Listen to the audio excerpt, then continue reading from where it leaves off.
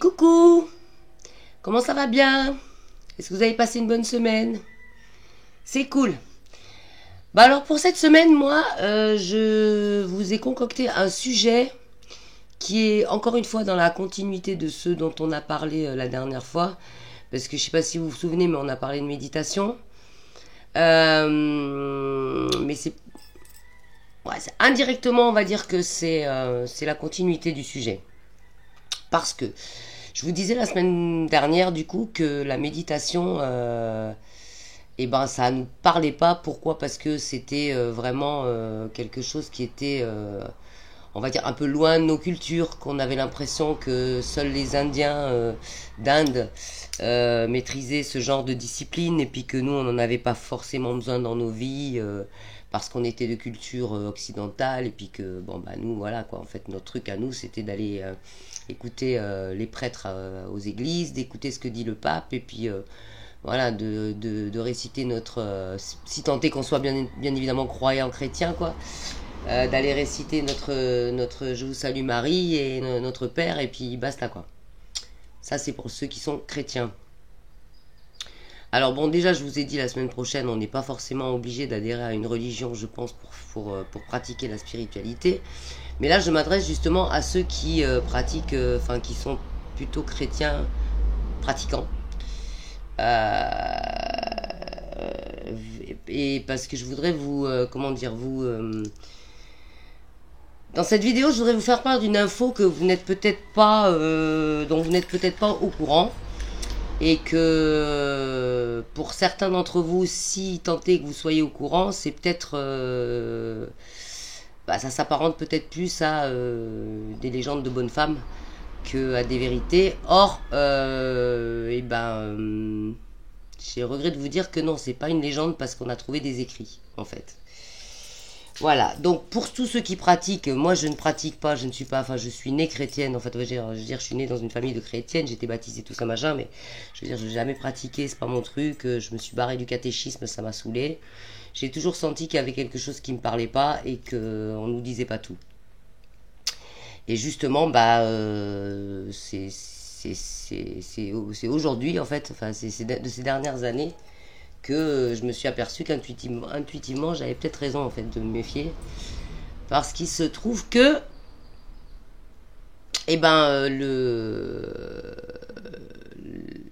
la religion chrétienne, en fait, la chrétienté nous a pas tout dit. Ils nous ont caché pas mal d'infos.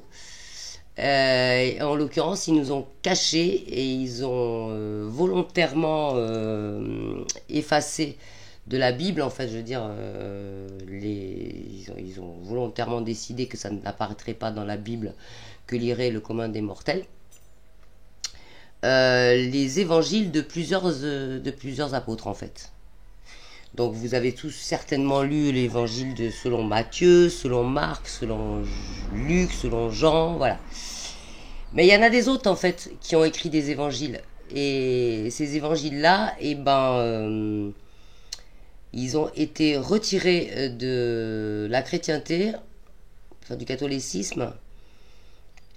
Ils ont été exclus de la Bible parce qu'ils devenaient politiquement un petit peu dangereux, dans le sens où si le commun des mortels était au courant à ce moment-là du contenu des écrits des évangiles de Marie, Madeleine, de Thomas ou de Philippe, ça aurait compromis la puissance que l'Église voulait mettre en place.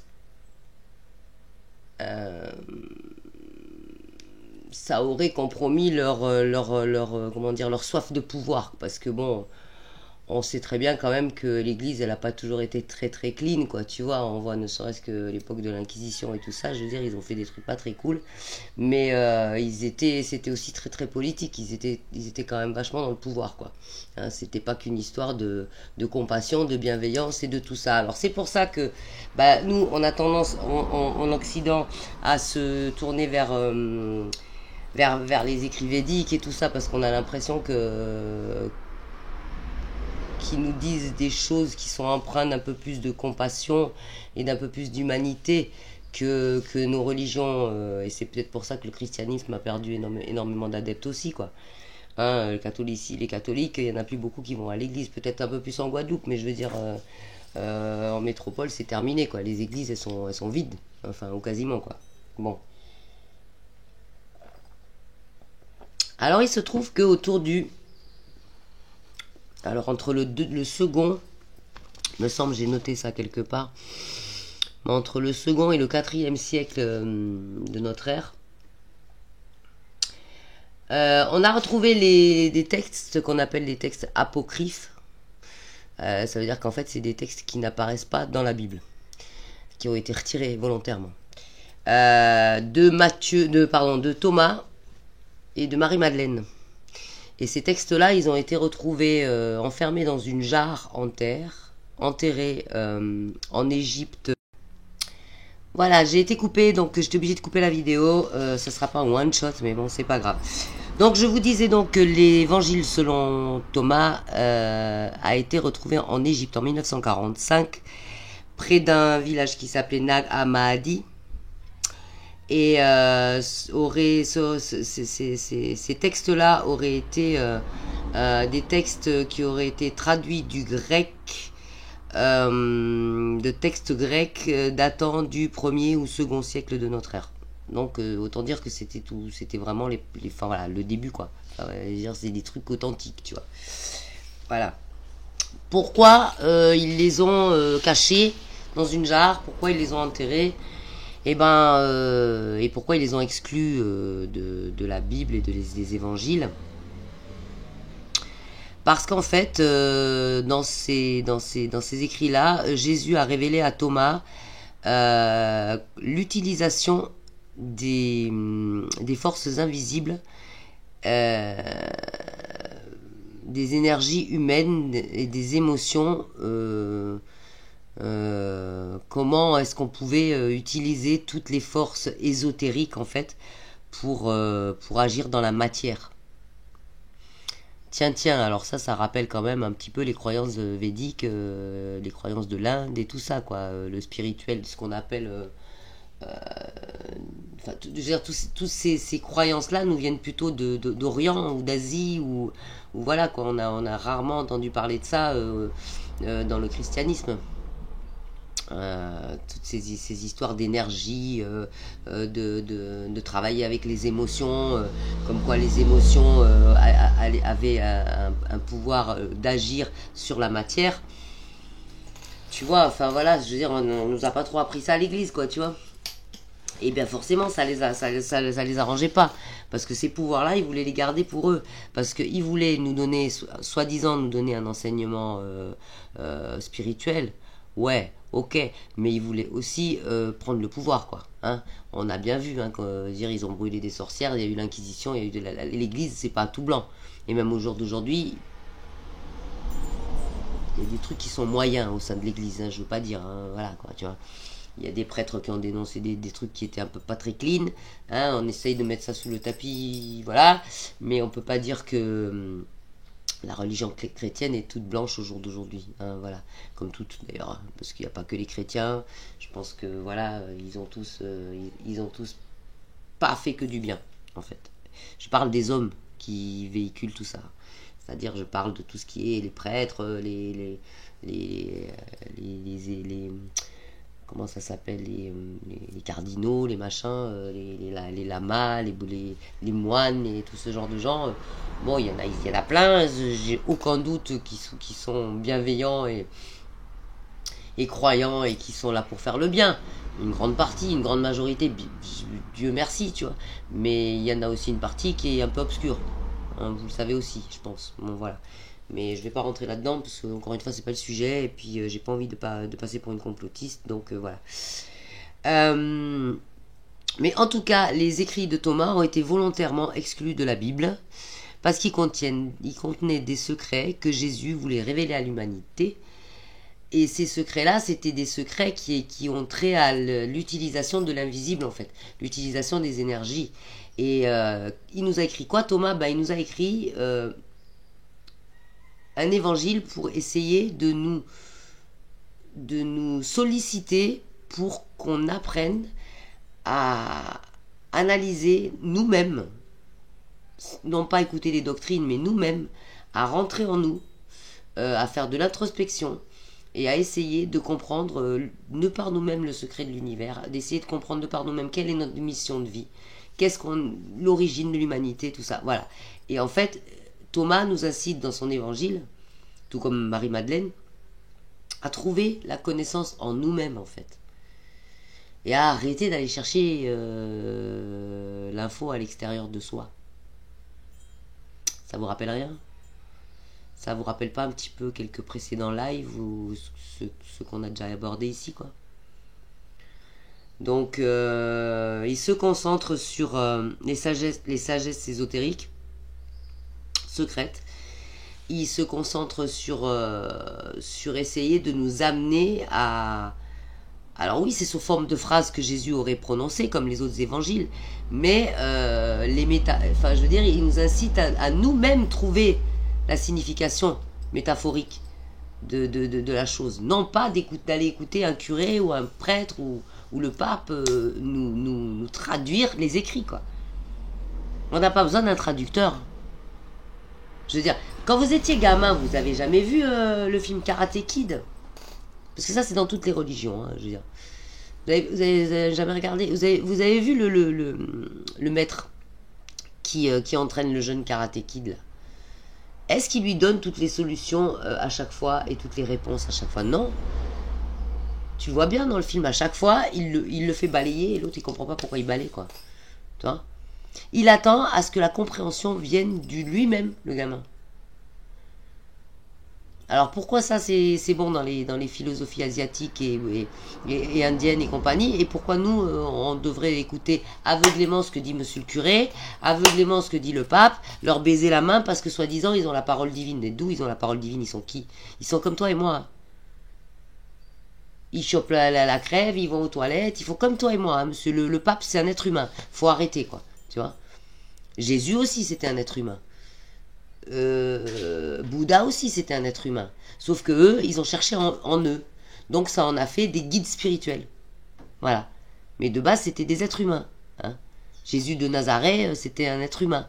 Siddhartha Gautama, donc le Bouddha, de base c'était un être humain, c'était un roi dans un palais, voilà. Et il a décidé de trouver l'illumination quand il est sorti de son palais en désobéissant à son père et qu'il a vu la misère du monde et qu'il n'a pas supporté la misère du monde. Et à partir de là, il a voulu chercher l'illumination parce qu'il avait un grand cœur. Donc ça, déjà, ça te prouve que si tu veux la trouver, l'illumination, déjà, essaye d'avoir un cœur pur. Ça veut dire, essaye de garder de la bienveillance envers autrui. On commence par là, déjà. Voilà. Donc ça sert à rien, comme j'ai dit la semaine dernière, ça sert à rien d'aller à l'église prier si c'est pour dès que tu sors, tu vas aller insulter ton voisin parce qu'il t'a pris la place de parking, quoi. C'est pas comme ça que ça marche. Bref, mais revenons à nos moutons. Dans tous les cas, alors Thomas, les écrits, comme je vous ai dit, ont été trouvés en 1945 dans une jarre bien enterrée près de Nag Hammadi en Égypte. Et aurait été traduit donc de certains écrits grecs ou syriens, ou les deux peut-être. Alors ça dépend, les scientifiques, enfin les chercheurs, voilà, je suis pas chercheur, donc je sais pas s'ils sont d'accord ou pas là-dessus, mais en tout cas il y a plusieurs sources, c'est à vous à aller chercher. Et il y en aurait un troisième, donc il y aurait Marie-Madeleine, il y aurait Thomas, et il y aurait un gars qui s'appelle Philippe aussi, qui aurait écrit des évangiles qu'on appelle donc apocryphes. Et pourquoi apocryphe, ça veut dire quoi? Apocryphe, ça veut dire qu'en fait, ils ont été écartés des livres saints et des livres sacrés que on a donné à lire au commun des mortels. Ah bon? Ils avaient quelque chose à cacher? Est-ce que tu as vu le Da Vinci Code? Qu'est-ce qu'on te dit dans le Da Vinci Code? Dans le bouquin le Da Vinci Code ou le film, parce que tu as dû voir le film aussi. Marie-Madeleine, c'était la femme de Jésus. Donc Marie-Madeleine, dans son évangile, quand on lui pose la question, est-ce que tu as été la femme de Jésus? Elle répond oui, j'étais la femme de Jésus, mais on est tous liés. Alors ça n'a pas été la femme de Jésus en mode papa, maman, les gosses. C'était Marie-Madeleine a été la disciple en lequel Jésus a eu le plus confiance. Et Jésus a révélé des enseignements à Marie-Madeleine qu'il n'a pas révélé aux autres. Et ça, c'est une interview, entre guillemets, que je crois que c'est Jean, l'apôtre Jean, aurait interviewé Marie après le départ de Jésus, en lui disant, mais le maître t'a donné des infos que nous, on n'a pas, comment ça se fait, quoi. Pourquoi on a écarté les femmes aussi hein, du pouvoir de l'Église et du pouvoir de à peu près toutes les religions? Posez-vous la question. Posez-vous la question. Pourquoi on nous a fait croire que Marie-Madeleine c'était une prostituée? Posez-vous la question. En aucun cas elle a été prostituée. Marie-Madeleine c'était l'apôtre la plus fidèle de Jésus et c'était la préférée de Jésus en fait. C'était en elle qu'il avait le plus confiance. Et elle le dit dans ses écrits. Et à elle aussi, il lui a révélé que le monde sera en souffrance tant que l'être humain n'aura pas compris qu'en fait, il faut qu'il considère une chose, c'est qu'on est tous liés, donc il faut éviter d'aller faire du mal aux autres, d'une part, et d'autre part, tant que l'humain n'aura pas compris que tout ce qui veut refléter dans le monde matériel, palpable, ça part de son spirituel et de son âme. Donc si son âme est noire, son matériel sera noir. On est ce qu'on manifeste, je veux dire. Voilà. Enfin, je veux dire, on manifeste ce qu'on est, pardon. C'est l'inverse, tu vois. Tout comme on te dit, tu es ce que tu manges, ben là c'est pareil. Hein. Ta vie est ce que tu penses, est ce que tu dis, est ce que tu fais. Tu vois. Je suis pas persuadé que les gens malveillants soient heureux. Vraiment, quoi. Alors, ils peuvent avoir beaucoup d'argent, hein, ils peuvent avoir une vie très confortable, et voilà. Mais au fond d'eux, dans leur cœur, je suis pas persuadé qu'ils soient heureux. Parce que moi, j'ai pas plein d'argent, plein de belles voitures et plein de machins, mais par contre, je suis super heureuse. Je me réveille tous les matins avec le smiley de là à là. Tu vois. Voilà. Et la vraie connaissance, je pense que le vrai bonheur, il est là. Il y a des citations dans l'évangile selon Thomas qui dit, une citation par exemple qui dit que celui qui cherche ne cesse de chercher jusqu'à ce qu'il trouve. Mais chercher quoi en fait? C'est pas aller chercher dehors. C'est pas aller chercher en prenant un gourou ou en allant écouter un prêtre à l'église. C'est chercher dedans, en toi. Tu vois? C'est pas en ayant écouté aveuglément l'interprétation de quelqu'un d'autre sur les paroles de Jésus, quoi. T'es pas assez grand pour les interpréter tout seul, les paroles de Jésus? Si tu te mets en méditation et que tu te mets en introspection, je pense que tu peux arriver à les décoder tout seul, les paroles de Jésus. T'as pas besoin des métaphores du curé, ou du pape, ou du prêtre, t'as pas besoin, je pense. Et tout ça, c'est toutes ces choses-là, c'est ce que t'explique Thomas dans son évangile, en fait. Et tout ça, c'est ce que t'explique Marie-Madeleine. Alors, comme l'Église, elle n'était pas trop d'accord à ce que le peuple soit d'égal à égal au niveau du pouvoir que même, quoi, que l'Église, ils ont fait en sorte quand même de nous enlever une partie de la connaissance, hein, histoire de nous mettre un petit peu plus bas, de nous mettre en mode adoration, pour qu'on les adore et qu'on dise oui monsieur, oui, nanana, voilà, pour garder le pouvoir en fait. Mais ces connaissances-là, ils les ont eux. Cette introspection-là, ils la font. Je veux dire, le secret de l'alchimie, ils la connaissent. Le secret de l'univers, ils le connaissent. Simplement, ils veulent pas que toi, tu le connaisses. Parce qu'ils veulent garder le pouvoir. Ils veulent que toi, tu continues à adhérer à ce qu'eux, ils ont bien envie de te dire. À ce qu'eux, ils ont choisi de te dire. Voilà. Parce qu'ils ont trop peur que tu sois assez perfide comme eux pour essayer de leur prendre le pouvoir. C'est pour ça que l'humanité part en couille. Voilà.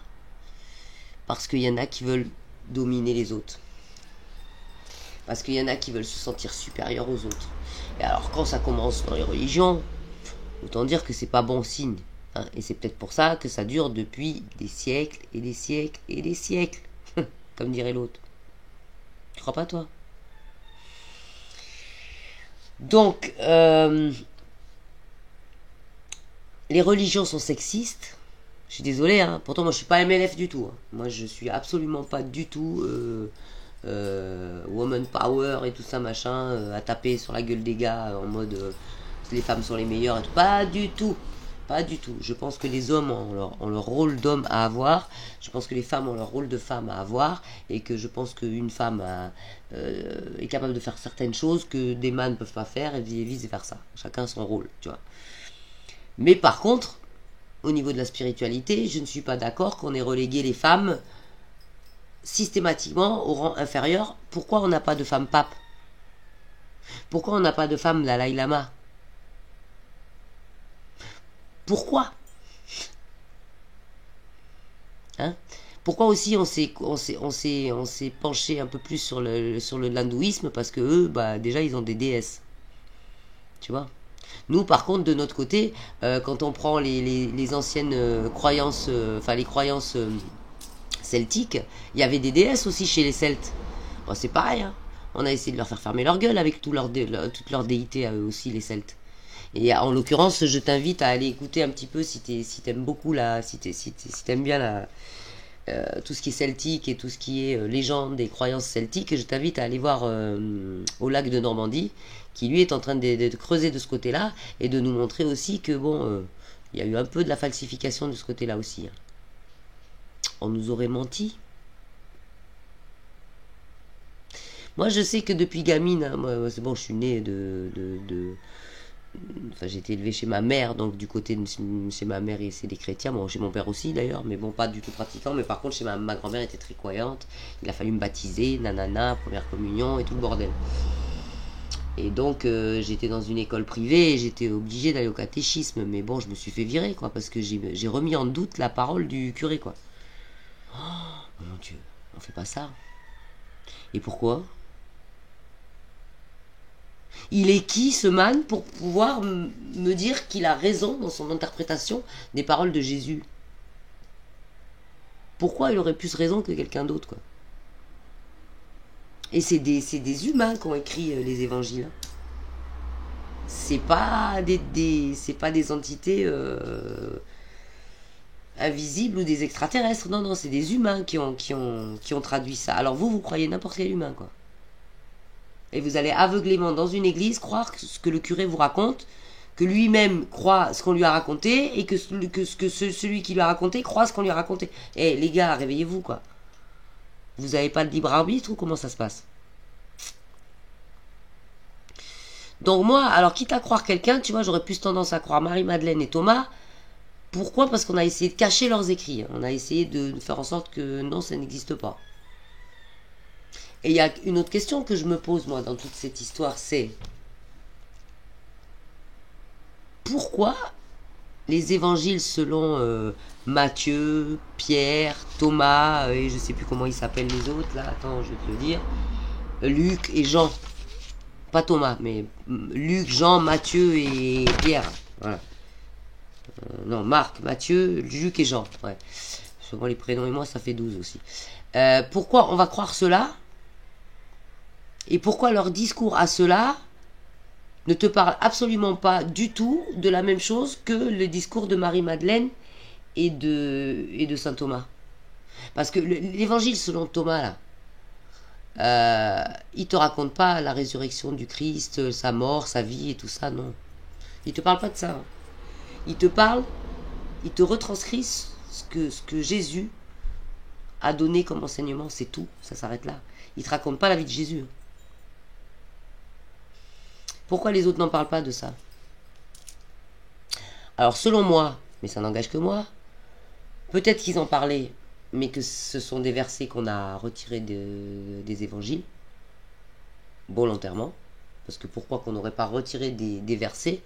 On a carrément retiré des évangiles en entier. Pourquoi on n'aurait pas retiré des versets? Ou alors on a déformé les paroles, ou alors on a voulu les interpréter complètement en dépit du bon sens.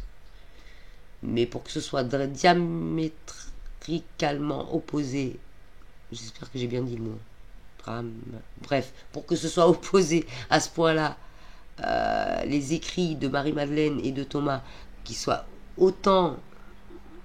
aussi loin au niveau significatif que les écrits de Matthieu, de Luc ou de Jean, moi ça me paraît un peu étrange quand même. Hein. Alors c'est vrai que le Da Vinci Code, il avait déjà pas mal bouleversé les consciences. Alors je sais que je suis dans un pays, enfin sur une île où les gens sont hyper croyants et puis qu'il est en aucun cas question de remettre en cause les écrits de la Bible. Le problème, c'est que le peu de témoins de Jéhovah ou de chrétiens que j'ai rencontrés, la Bible à la main, qui viennent, parce qu'ici, ils viennent faire ça. Hein. Ils viennent taper à ta porte et essayer de te faire acheter la Bible et de te faire adhérer à leur truc. Mais le peu de ces gens-là à qui je parle de l'évangile de Marie-Madeleine, ils ne sont pas au courant. Je leur parle de l'évangile de Thomas ou de Philippe, ils ne savent même pas qui c'est. Alors ça me paraît quand même dommage hein, que toutes ces familles qui portent... alors attends, elle est où? La croix comme ça, là, tu vois. Moi, je la porte aussi, tu vois. Comme quoi, moi Jésus-Christ, ça me parle, tu vois. Tu vois, je porte la croix de Jésus. Mais tous ces gens qui portent ça autour du cou, là, j'ai un peu du mal à saisir pourquoi vous allez adhérer aveuglément à l'interprétation des évangiles d'une partie des apôtres de Jésus et pourquoi vous avez occulté, même pas vous avez cherché à comprendre, les écrits d'une autre partie des apôtres de Jésus. Sans compter que Marie-Madeleine, dans ses écrits, elle explique bien qu'elle était l'apôtre favori de Jésus, et non pas une prostituée comme on essaye de nous faire croire, parce que ça c'est pareil, c'est de la manipulation. Elle était sa préférée. Jésus lui aurait fait des révélations sur le monde ésotérique et le monde spirituel qu'il n'aurait pas fait aux autres apôtres. Et c'est pour ça que merci l'univers d'avoir fait en sorte que l'humanité découvre enfin ces évangiles-là en 1945, parce que ça nous prouve quand même que nous aussi, dans nos cultures occidentales, on a un fort côté ésotérique à travailler, tout comme dans les Védas, chez les bouddhistes et compagnie, quoi. Il n'y a pas que eux qui travaillent dans l'ésotérique et dans le spirituel et dans la méditation. Donc ça, c'est notre méditation à nous. Le Graal, c'est notre méditation à nous. Tu vois? Parce que pour moi, c'est ça le Graal, en fait. C'est ce que tu vas trouver en toi-même, la connaissance de l'univers. Pourquoi tu es là? Rencontrer ton âme, rencontrer cette personne dont je te parlais la semaine dernière, cette personne qui est intemporelle et immortelle et infinie. Ton âme, en fait. Tu vois? Je pense que le Graal, il est là. Je pense que quand tu trouvais le Graal, quand les Templiers cherchaient le Graal, en fait, et c'est pas, à mon avis, c'est pas un truc comme ça, en or, avec des bijoux à l'intérieur. Je pense pas. Tu vois? Le Graal, c'est pas ça. Je pense que le Graal, pour moi, c'est ce que tu vas trouver de magnifique comme illumination quand tu auras travaillé assez à l'introspection. C'est pour ça que le Bouddha, Siddhartha Gautama, comme c'était son nom quand même, parce que c'était son premier nom, il a trouvé l'illumination en rentrant en lui-même. Hein. Il n'a pas été demander l'illumination au premier yogi du coin en lui disant bon alors vas-y donne-moi la solution quoi. Non, il a été la chercher en lui-même la solution. Et il nous invitait à la chercher en lui-même. Alors pourquoi Bouddha aurait invité les bouddhistes à chercher la solution en eux-mêmes? Pourquoi les taoïstes feraient la même chose en incitant leurs adeptes à aller chercher la vérité en eux-mêmes? Et pourquoi les chrétiens demanderaient à ce que toi tu crois aveuglément ce qu'il dit le pape ou ton curé du coin?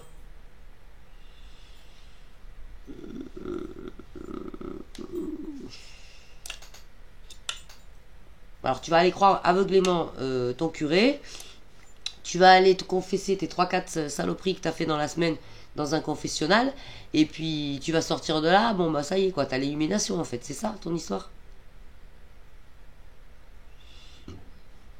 Pardon, désolé, c'est les trucs à bulles. Bah écoute, c'est pas... Moi je pense que... Non, je pense pas que c'est ça l'illumination. Je pense pas que l'illumination c'est ça quoi. Hein? Je pense que l'illumination pour moi d'arriver à trouver cette espèce de plénitude en toi-même, d'arriver à trouver cette joie, ce bonheur en toi-même, sans que cette joie et ce bonheur dépendent du matériel extérieur ou de la vie d'un tel ou de... Voilà. Tu vois. Là, je pense que déjà, tu auras passé un cap. Donc écoutez, ben, tous les gens qui vont à l'église, je vous invite à faire des recherches sur l'évangile de Thomas, déjà peut-être dans un premier temps, puis peut-être aussi éventuellement sur l'évangile de Marie-Madeleine. Essayez de comprendre qui ils étaient, ces gens-là. Et peut-être que vous aurez un peu plus d'infos sur Jésus-Christ et sur votre façon de prier. Et que peut-être que effectivement, ben, vos prières porteront plus leurs fruits. Tout comme pour moi, la méditation porte ses fruits dans ma vie.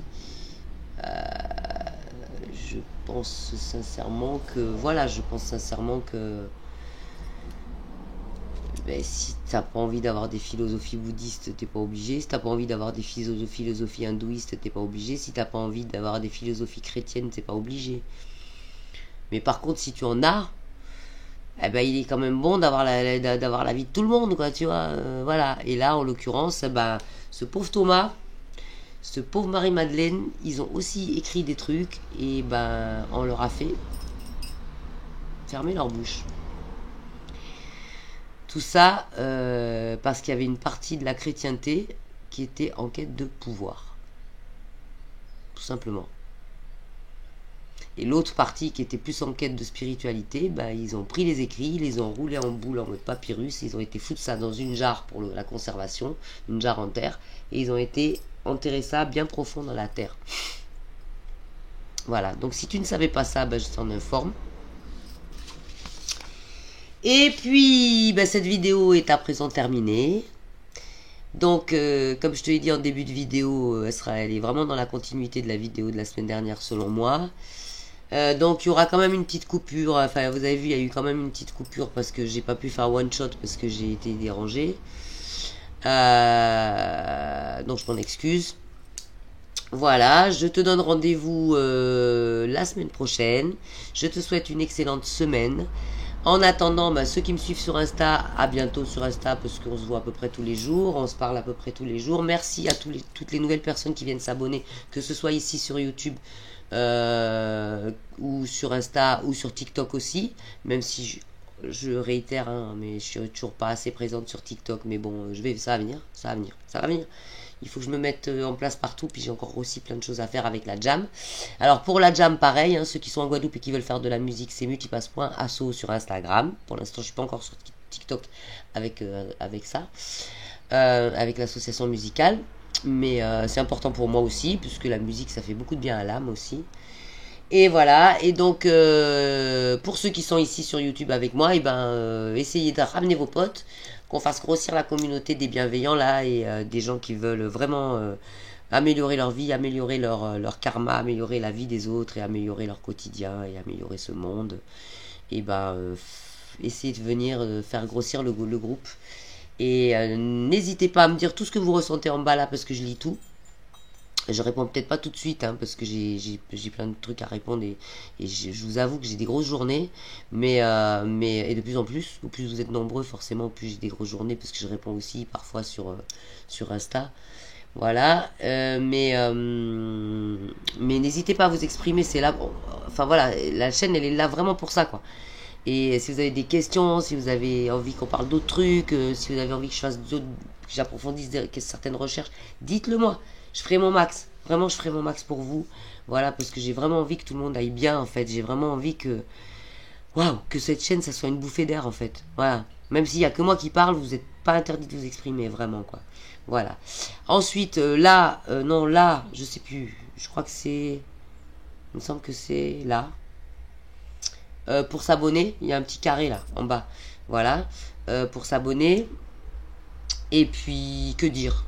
Je sais pas si elle apparaît la cloche. Bah, apparemment, ouais. Il y en a qui m'ont dit que la cloche, elle apparaissait.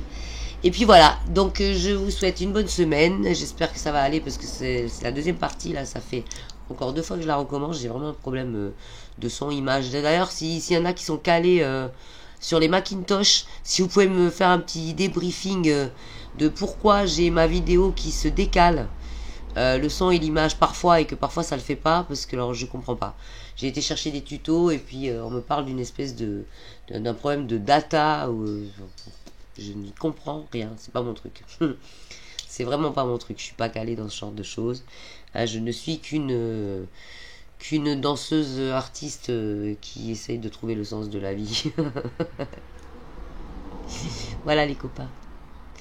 Je vous aime. Prenez soin de vous. Passez une belle semaine. Venez me faire des coucous sur Insta. Invitez vos potes. Et abonnez-vous. Et je vous dis à tout bientôt. À mercredi prochain. Même endroit, même heure. Si tout va bien. Bisous.